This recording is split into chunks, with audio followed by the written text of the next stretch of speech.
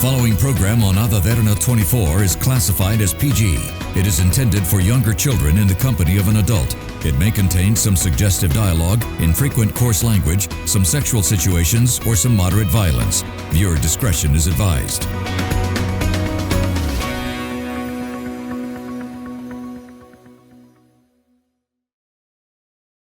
The following program contains opinions of the participants and does not reflect the views and beliefs of the Derana Media Network. The network believes in a safe space for all ideas to be expressed without any censorship and on its duty to create such a platform for free speech. Viewer discretion is strictly advised.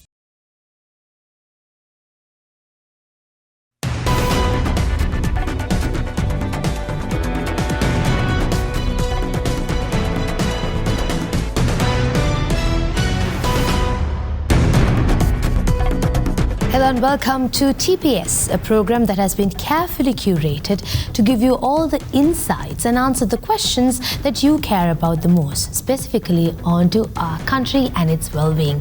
Joining us on today's show, we have Mr. Shehan Semasinghe, former State Minister of Finance. Welcome to the show, Mr. Semasinghe. Hello.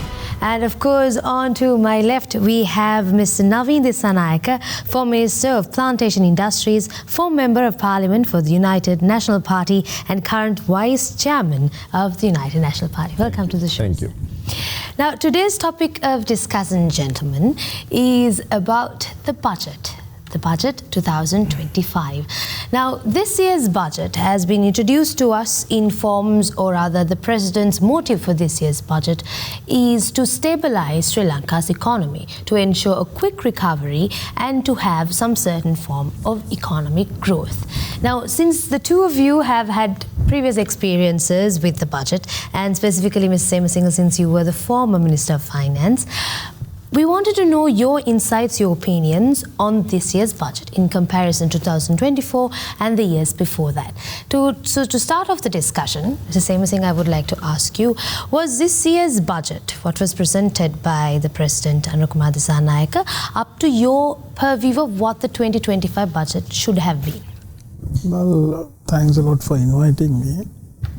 Firstly, if you take this budget figures, will meet the IMF requirement. So that we have to say that's a good move, because that has given, the government has given an assurance that they will continue with the IMF program. The challenge what I see in this is, if you see the budget proposals, how are you going to meet the budget requirement of the budget proposals? If you see the revenue targets, yeah, it's 15% as we planned, and the primary surplus is 2.3%, which are two key parameters of the program. So the final figures are right. But what I see here is this budget is an extension of the former government, which was led by President Ranil Wickremesinghe. Secondly, I think in your introduction you said the present president has tried to stabilize the country and to take it forward. I must say there was nothing for the present government to stabilize. You also should not forget the fact that in 2022, the contraction of the economy was 7.8% of GDP. Now, I also saw the present president proudly announcing that the growth will be 5% this year. That credit should come to President Ranil Wickremesinghe and our government. And that due credit should go to all public in Sri Lanka, because the resilience they had to undergo all these rapid changes in the policy making we did. So this budget is, if you ask me, are you happy with the budget? From the looks of it, yes, can be happy, because an ordinary person, general masses will not understand economic management in a budget. They will only look at the proposals.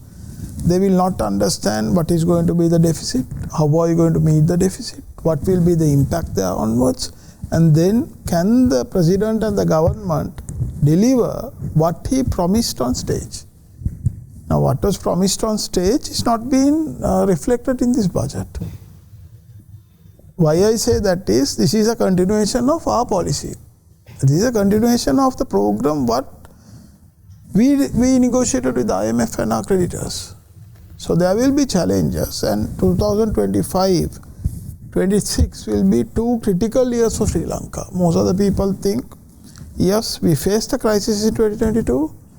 President Wickremesinghe took over the country, and then we emerged from the crisis. So that means we will not return back to a crisis. A simple error could ensure that we return back to a crisis. So the government will have to follow good practices, which we didn't follow for many years. That is the reason why we face this crisis. But it doesn't ensure that we don't fall into this crisis back if we don't follow these good practices. So this budget is questionable. To be very honest, delivery of this budget can be seen when you deliver the next budget or at the end of the year. So it is questionable. I don't know how the expenditure is going to be met.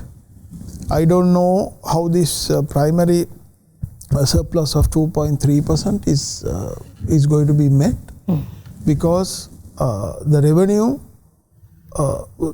getting revenue to the country is very important. So I don't know what the plans of the government and how we are going to bridge this gap, the budget deficit. How are we going to finance that?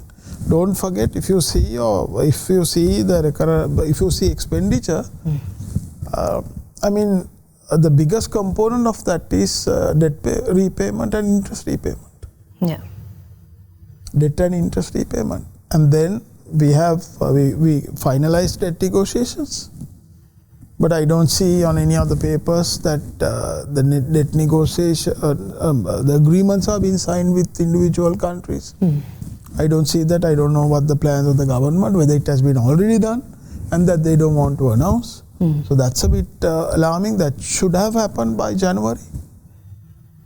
Debt agreement should have been signed by January, because we concluded in September. Yeah. And then the administrative process generally takes about 6 to 8 weeks. Okay, keep it as 10 weeks. Why there is a delay? I mean, an ordinary person will not question, but that will impact the future of Sri Lanka. So economically, yes, we ensured that we recover, we emerge from the crisis, we came to a sustainable level. But in this budget, what I see is they are trying to maintain this economic growth. But there is no proposal included in this budget to ensure this growth. You can't maintain this sustainability stability throughout without any proposals for growth. So growth is the key. This growth momentum has to continue. Confidence has to continue. We have done all the hard work, and we have had a kind of a defeat because of the hard work we did. But please, the government will have to ensure people will not suffer because of popularistic decisions the government wants to take, because their delivery on stage is not reflected on this budget. Thank you so much for that, Ms. Semasinghe. So the gist of it is the fact that they have promised, but it's not been reciprocated on the budget itself. Yeah. So asking the same question from you, Mrs. Dissanayaka, do you think the current budget, the 2025 budget, is up to your standard? Now, Mrs. Semasinghe mentioned that it's the hard work that was from the previous government that has trickled down into this budget. Are you on the same sentiment? So basically, it's what I would say a continuation of Mr. Wickremesinghe's policies.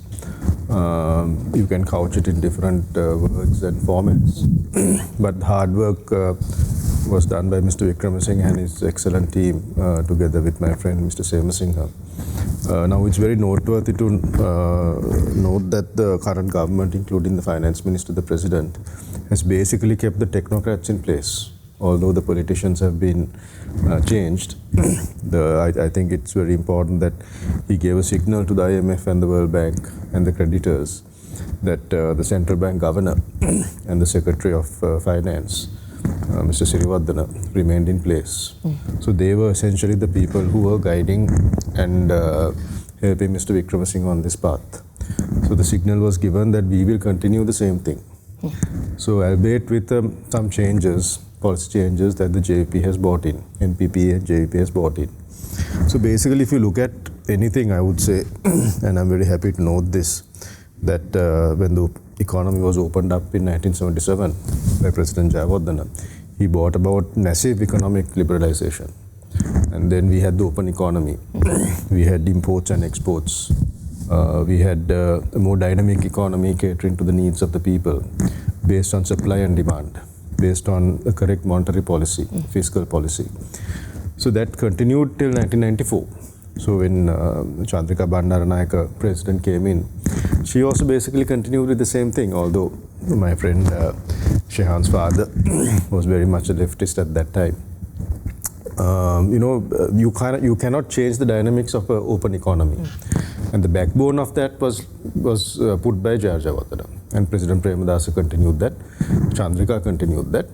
So when the JVP came in, we really expected a mass difference. Maybe in terms of policy-wise, maybe in terms of a more aggressive socialist outlook, maybe in terms of more welfare for the people. But none of that has happened in the budget. So it is basically what I see a holding on budget to give security to international investors, to give a more to outlook of continuation and stability, which Mr. Ranil Wickremesinghe did put in place.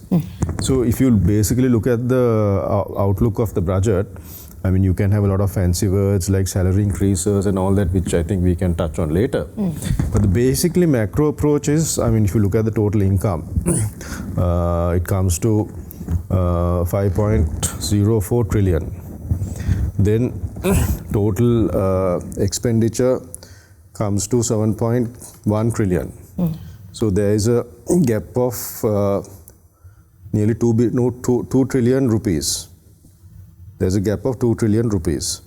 So that you're financing that through various methods. Basically, you're doing that to total domestic financing, which comes to 2.1 trillion. So what is domestic financing? You're basically withdrawing money from the market, right? Through debt notes and all these things. So that is what we call the crowding. I think Shehan would agree with me, the crowding out effect, where that is a utility, that is a asset that you can use for other things. So you're basically drawing that from the market to drive government finances. So you're creating that opportunity cost for the 2 trillion to go into other more noteworthy asset structures and also development projects, which is not happening now. You're basically drawing that money into the government coffers to pay your debts. So that is the most important point to me, because it's basically the same thing, right? I mean, if Ranil Wickremesinghe was there, this might have been a bit lower, but they're still going on the structure of what Mr. Wickremesinghe put in place. Number one, to appease the international donors, because we have gone on that path. Number two, going on a free economy based on supply and demand, and based on asset utilization to the optimum level. And they have put in a few things like salary increases, maybe rural development. I think they're putting in a lot of money. I noticed that they are increasing the industrial development base, karmanta karne. Industrialization, they're trying to do that. They've increased that by 1 billion rupees. So those things are very good. But the basic overall backbone of this is the IMF / World Bank led recovery effort that my friend Shehan and his team undertook. They can't get away from that. You have to go on that path. So my argument in this is that this is nothing new. It's just a lot of fancy words. And I hope that the real core of these proposals, like the salary increase, now there they again, I think it's an eyewash. You're saying 15,000 rupees, but actually you're putting that 7,000 which is coming in as a supplement into the basic thing. Then it's actually between 5,000 to 8,000. So so we can go on with words, but ultimately I would say that the real sense of this is it's a continuation of the same thing with some really fancy icing on the cake, so that the people only see the icing but really not the substance of the cake. All right, thank you so much for that, Mr. Dissanayaka. I think the whole question for today is to really find out whether the current government has just simply redressed what the previous government achieved or seemed to achieve or put in place the policies and then represented it as a new budget. We need to do a deep dive into this matter, and we'll do that right after this short break. We'll be back. This is TPS.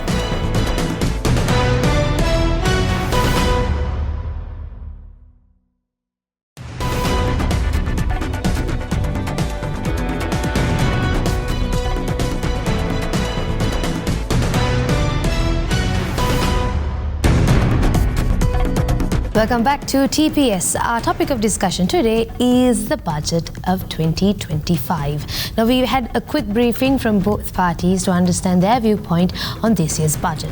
Let's dive a bit more deeper into the budget, gentlemen. Starting off with a topic of fiscal deficit and economic growth. Now, the current government has promised a 5% increase in economic growth. However, Mr. Semasinghe, with the budget, the 2025 budget, the fiscal deficit that comes out of the GDP is 6.7%, which is falling short of what IMF really wants us, because their recommended point is 5.2%. Now, with this, taking into account this and the 5% economic growth rate that the government is trying to achieve, do you think this projection is valid? Do you think, with what's going on, with how NPP was running the country for the past couple of months, with their claims of what they wanted to do, their change, their pace of change, do you think this economic growth rate is realistic? And can the government really achieve this? Well, the IMF is more interested in the primary surplus, which target. So in this budget, the numbers say it's 2.3%, and they're also concerned about the revenue. If you see in 2022, the revenue fell down to 8.1%. So we increased it up to close to 14%, and now the target of 15% will be met by this year, hopefully. And as per the budget, it is been met. But the concern is, how are you going to get this revenue? Now, for example, one measure we wanted to take, which we announced in maybe around July 2024, was import restrictions to be removed on vehicles.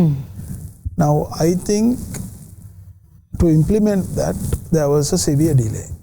So we lost revenue on that.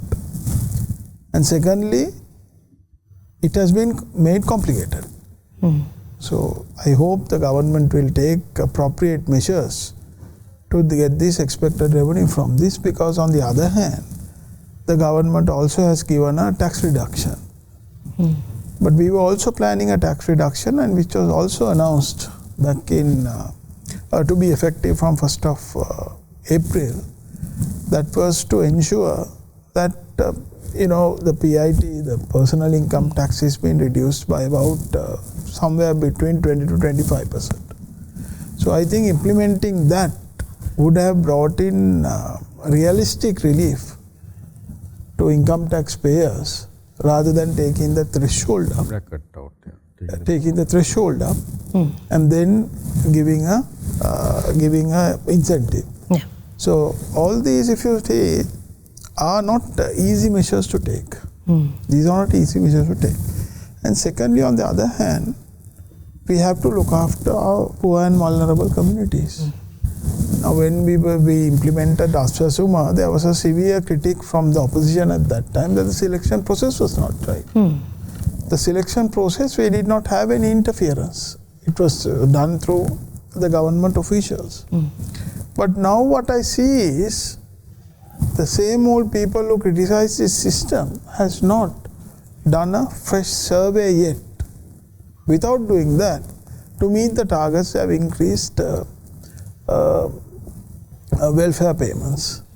I think, having welfare payments, we will not criticize, but I think you need to target the proper poor and the vulnerable communities and then ensure, because we have a digitized program implemented now. So ensure within the next 2 years that the system runs well and system capture the most needy people. Otherwise, raising 15% revenue will be drained down to people who are not really eligible to have a welfare payment. But on the other hand, I must say this: the answer to your question of maintaining the 5% growth. Can we afford to target at 5% and take it forward? Because 5% growth may not be sufficient. We have to start repayments by 2028. We cannot delay that. Yeah. And then there could be multiple global challenges which we can see. I mean, certain areas which we did not think of, now we'll have to think of. How are we going to meet this? And the other part which I see concerning or alarming would be the government is planning to reverse certain legislations which were implemented by us with the assistance of all multilateral banks, development partners, and the other good practices the countries have followed. They're trying to reverse that. They've already announced that certain reversals will be done in Parliament. For example, to get a 5% growth, whatever the growth, X number, we have a law in place, the economic transformation law. Now it can be amended, that's all right. Any government can amend any legislation if they have majority in Parliament and as per the Constitution of Sri Lanka. But I think the economic transformation bill which was implemented will be one of the key legislations in taking the country forward. And the figures which were put down are not unrealistic figures. Just because you are not capable enough to meet these targets, it doesn't mean that the figures become unrealistic. Yeah. If you want to have a 5% growth, you can't have a strategy and a policy which will bring in 3% growth. You have to go in for 7% growth. You have to go in for 8% growth. The environment, you have to make it conducive for investors to come in. Rather than making a conducive environment for investors, we can see investors leaving Sri Lanka. So from where are you going to get growth? Where are you going to get growth? So these are concerns we have in this budget and the policy of the government. So the government has to stimulate investments. Give this stimulation to the economy. Take the economy forward. Rather than doing it, we can see the government is now trying to go into every business aspect. This is a policy which we failed. The market-driven economy has to continue, rather than the government trying to invest in certain business ventures. This failed policy is now going to get partially implemented from this year. Failed policies have been, they speak of implementing these failed policies. So please, we urge the government, don't intervene with the market. Don't intervene to the market. Let the market decide and drive the economy. Support the private sector. Have support to have that confidence. As the former minister said, it's good that we have the central bank governor in. They have retained him. We have the Secretary of the Treasury retained him. They have retained him. But please ensure they have the expertise. Please ensure that they have the free hand, like they had under President Navin, to manage this economy. There is no point in retaining the governor and the Secretary of the Treasury if they don't have that free hand to implement and carry forward these good practices. Because certain remarks which are being made on them by politicians, if the government tries to implement that, that will derail the IMF program and the entire country will be derailed. So if you derail the country again, taking it forward will be an extremely challenging task. So please don't forget the fact that we have to start repayments in 2024. 2028. So this is going to be a challenge if the market-driven economy is being disturbed by certain political agendas. So as far as you follow the IMF program, the market is not being disturbed. The good practices are followed. I don't see a danger in going back to a crisis. But right now, I think the government looks a little bit clueless on how we are going to take the country forward, because what you promised on stage and what is being implemented, there is a vast gap. So don't try to bridge this gap by giving priority to what has been promised on political stages.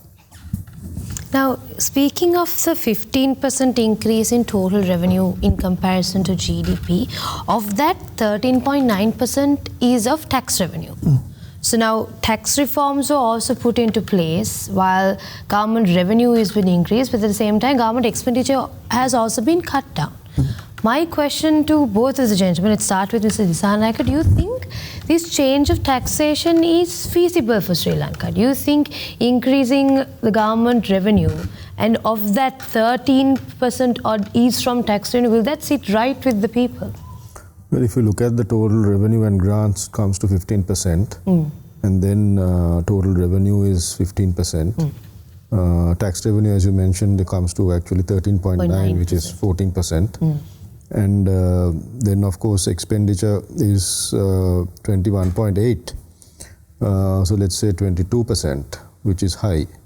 So they have increased that expenditure by nearly 7 percentage points. Yeah. And their income is basically the same. Okay. Like Shehan said, I would have preferred if the tax bracket was not changed, but the amount was changed. That would have been better. So anyway, at the end of the day, you're looking at a gap of 2.2 trillion, which they have to do through domestic financing. Unfortunately, our donors, mainly, Shehan can correct me if I'm wrong, people like countries like Japan, have not 100% come on board yet for financing our development needs. They are at the moment discussing about taking the projects that were initiated earlier, like the Dissanayaka Airport project forward.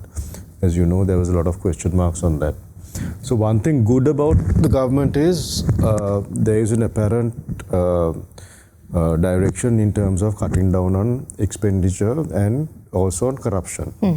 But if you look at these words that they say on like cutting on expenditure on certain items, like the president's head, for example, now 2023 for when Ranil Wickremesinghe was there, his presidential head was 31 billion. This time it's 36 billion, right? So in terms of actual numbers, now I'm getting this through the figures. Yeah. So, you know, I mean, okay, I mean, you can say like it's very nice to say I'm not having many security guys and I've cut down on my security and all these things. But in terms of other, they have put additional amounts to the president's head through other means. So what I'm saying is at the end of the day, you're still carrying that same burden. Okay, so and also what I pointed out earlier about, you know, in the budget speech, in the actual speech, discontinued spending heads. Now I know, for example, the Water Supply Board is a large government institution that has a lot of, I mean, the entire water sector in this country is developed by the water board. There's no private water. Yeah. Unfortunately, we haven't gone on that model. I mean, I personally think utilities also have to be non-governmentalized, right? There should be equal suppliers of utilities. Unfortunately, any government has not gone on that road. So I think those are reforms that we need to take. So in the water board, there was in 2023, there was allocation of 69 billion. Now this year it's totally taken off. So we don't know where that money is going. Maybe that money is going for this government salaries, which comes to 110 billion. The highest expenditure head for the budget is 110 billion for salaries. That's a salary increase. So again, we are another angle which I'm saying, and which I think hopefully in my lifetime and Shehan's lifetime we can change one day, is to reduce this government, head of huge expenses from the public taxes on government servants. That has to be done, because this is I think Trump is doing that in the US through this Doge and all that. So we need to take similar approaches. We are just tinkering on the surface, you know. So if you look at the main heads, salary increase is 110 billion rupees. Okay, then Sri Lankan Airlines, that ongoing debt is the next highest expenditure for Sri Lankan government. 20 billion bucks of taxpayer money we are spending on that. Why? Why are we doing that? On mismanagement, on corruption. We are subsidizing mismanagement and corruption. I don't think Ranil Wickremesinghe would have put that 20 billion in there. I don't think he would have done that. Senior citizens interest and subsidy programs, fair enough, 15 billion. Then pension revisions, 10 billion. So like that, you know, there are anomalies are being corrected. I can understand that. I think pensioners have to be looked after. Clean Sri Lanka program, 5 billion. Nobody knows where that 5 billion is going to. We don't know how that is going to be spent.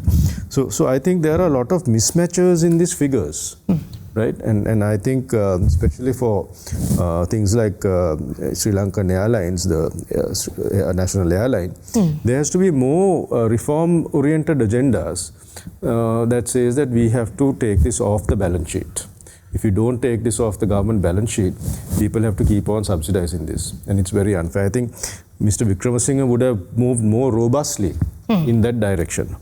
So I think this is a budget of anomalies also, but also like Shehan pointed out, they have to raise nearly 2 trillion rupees to bridge the budget deficit, which I think will be a huge challenge for them. And I think the public has to be more aware that these nice and fanciful words will not carry the national economy of the day.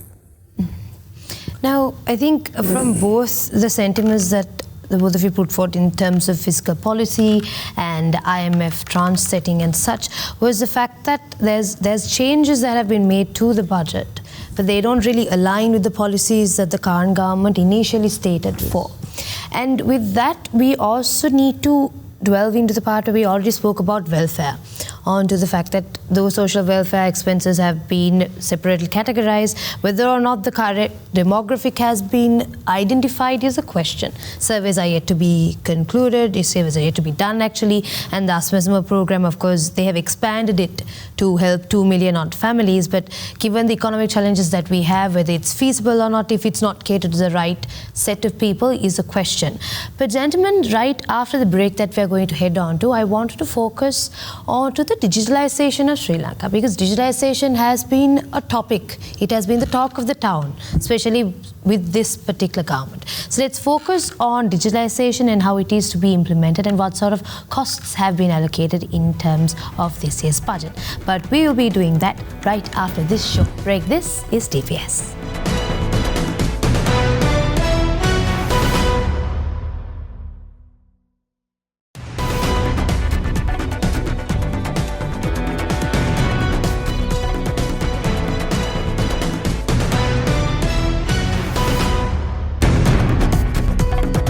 Welcome back to TPS. The topic of this segment is digitalization and promoting the digital economy. Now, according to the 2025 budget, the government, of course, intends to grow Sri Lanka's digital economy in excess of $15 billion over the next 5 years, so technically 12% of the national economy over the next 5 years.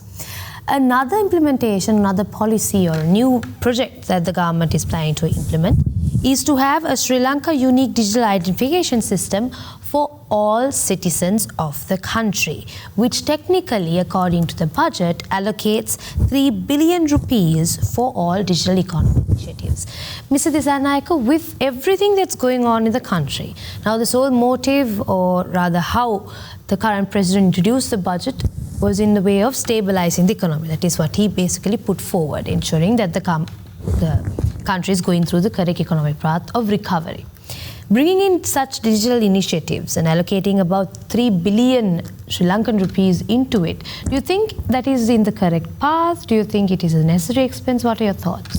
Well, the digital economy is a very vibrant sector that I think we can stimulate, and we can get a lot of growth in this sector. I think already there are a lot of initiatives like WIPO initiatives, and also VoIP initiatives, a lot of software development, tremendous amount of software development happening in Sri Lanka. I think Moratuwa graduates, Katupadda graduates are among the best in this region. So a lot of potential there, and I see it's right about now, because I was a former Minister of Investment Promotion also. It was about $850 million coming in terms of foreign exchange. We can easily hit 1B. So we can easily go up to 2B in a couple of years' time in terms of foreign exchange.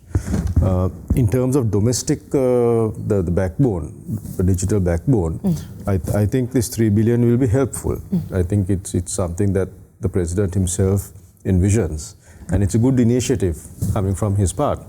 So he has appointed, I think, Hans Vijay Surya to lead this effort, and I hope Mr. Vijay Surya, given his background in dialogue and the tremendous achievements he has got, he might be able to do this. And I think it's a good start, but at the end of the day, again, what I'm saying is there has to be public-private initiatives. Now, 3 billion rupees is, I think, about $15 million to $20 million, right? So it's not a huge amount in terms of global finance. So if you open up this sector to private investment, to foreign players to come in, and they can make the investment in this, but it must be transparent, it must be competitive, and also market access to the consumers must be there. So at the end of the day, like what China has done, now China has got, I think, so many applications. If you can download WeChat and all that, through WeChat you can make all the payments, right? So like that, I think, for rural Sri Lanka, where they can get their welfare payments even onto your phone through an app, it is going to reduce the administrative cost. So and also the government costs, government wastage and corruption. So I think direct payments to welfare recipients is one area where I think the digital economy can help. I'm not sure how rich people are going to be to use a credit card in rural areas and go and put it on a app on the screen and then transfer the payments. I'm not sure how quickly it will happen. But the quicker it happens, the better it is for Sri Lanka. Now, taking into account the digital transformation, and now, according to your point, it's a good start. However, there's a lot more that needs to be done. You open up the economy, ensure that you promote healthy competition, not only for the quality of the product, but also to ensure that it's a fair game and people have choice. Mr. Semasinghe, do you have the same sentiment? Do you think this is worth an investment in the Sri Lankan context? Or do you think digital economies could wait while everything else goes on before? Because I think the government has a plan to, of course, transform Sri Lanka into a cashless, and in hopes of generating about $15 billion by 2030. Do you think it's a possible option? Well, achieving the target, I don't know how far it's possible, but the initiative is good. Because we initiated this, if you see the digital ID, it was initiated by a government. Because we knew if we don't have the unique ID, the digital ID, that we cannot link all services provided by the government and requirements to a center. So it's a good move, and every government tried this, but most of the governments failed. But it's a good move, but I think the government will have to have more emphasis on how the government sector, especially the public sector, is being motivated to transform as early as possible for this. Because the private sector, more or less, is being transformed into this digital economy. Secondly, as the former minister said, it's very important to have the private sector engagement. The government sector per se, the public sector per se, cannot go into this target. It is the private sector that should drive the market. So I think there should be more emphasis on the private sector, more importance given to the private sector, more confidence given to the private sector, so that the private sector in Sri Lanka is capable to take the economy forward. The government can always play a supporting role. Get the policies right, like non-reversal of these good policies, get new policies introduced. Now, if you, in Sri Lanka, most of the people voted for the present government and the president to combat corruption. Yeah. But I'm sure you are aware, we did not even have appropriate laws to combat corruption. So under our regime, we introduced all these applicable laws to ensure that we combat corruption, and it cannot be done overnight. And it's very evident what the main topic on stage was to combat corruption. So it cannot be done overnight. You need the legal process placed in order. You have to have faith in the legal system in Sri Lanka. And then politically, none of the institutions should be interfered. So these are global practices. If you see a developed nation, they have eventually moved towards that level. So that cannot happen overnight. So if you see, to combat corruption, we introduced, and this was also gazetted, the Proceeds of Crime Act. You talk about recovering assets abroad. But how are we going to recover if the law is not in place? You can't do it if the law is not in place. So it's been gazetted towards the latter stages of our government. I don't know, I don't see about this. You talk about combating corruption, but you don't see about bringing this law in place. So these are very important factors, because those are the legislations that will place confidence in the Sri Lankan economy. So you can't say, okay, for administration purposes you need to do this. But if you want to raise level of confidence globally, you don't need all these new laws coming into place. But I don't see this knack in the government what they had prior to elections. So I think they are still learning how to manage the country, how to administer the country. Governance is not easy. You can be in the opposition and talk and criticize. But when you really have the steering wheel, you will realize how difficult it is to drive the country. But I think the positive part in this government, what I see is, they have given a commitment. They have given a commitment to the IMF program. But it remains questionable.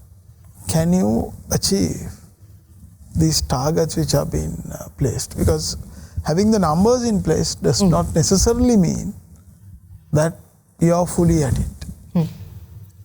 But I think people went through a very difficult time. Every citizen in this country suffered. And on top of that suffering, we brought in new amendments, reforms, which had an additional suffocation on people.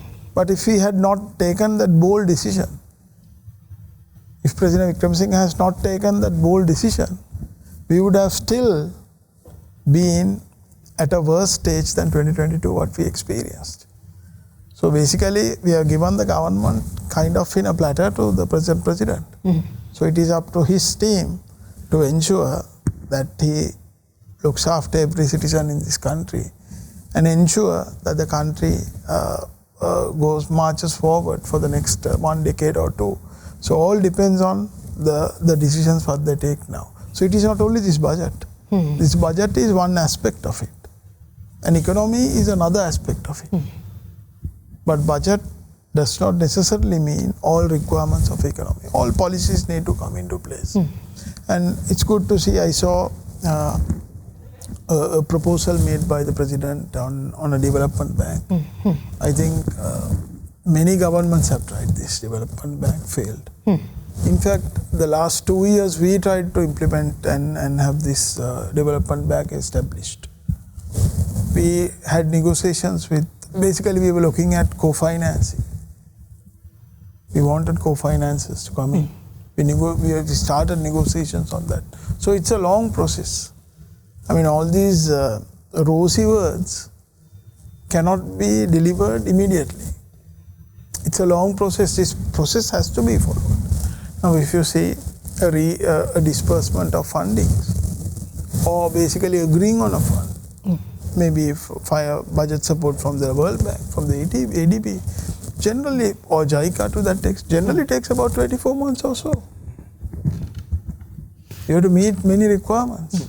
It's the collective effort that will ensure. It is a collective effort. So what I'm trying to say is, so whatever the budget support which is being given to Sri Lanka is based on the negotiations we initiated at the crisis situation. Yes. So the only way forward is taking these policies forward.